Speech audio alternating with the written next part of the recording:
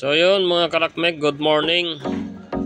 Itong video na ito guys ay i-share ko lang yung ginawa ko dito. Dahil ang unit daw na ito, ang sabi ng ating customer ay nag-e-error siya ng E4. So bali kumuha din tayo ng idea sa YouTube, nag-search tayo kung ano yung E4. Dahil wala naman tayong idea dito na kung anong error ito, kung ano yung kanyang dahilan bakit nag-error ng E4 itong brand na ito ng AC. So doon tayo kumuha sa YouTube ng idea. So ginawa natin yung nandun napanood natin.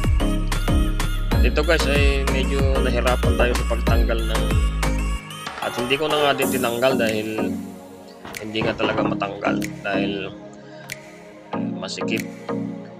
Kaya ibinaba ko na lang yung sensor niya, tapos ipinatong ko yung bagong sensor at ayos naman yung pagkakapit niya.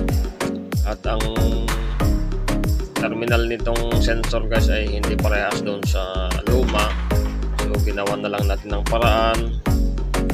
At yung ating nabiling sensor ay parehas naman yung value, 10K yung binili nating sensor. So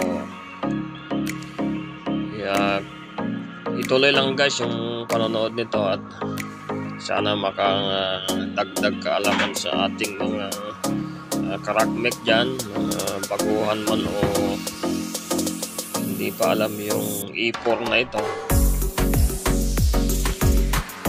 Sa mga expert natin, shout out na lang sa mga expert na karakmek.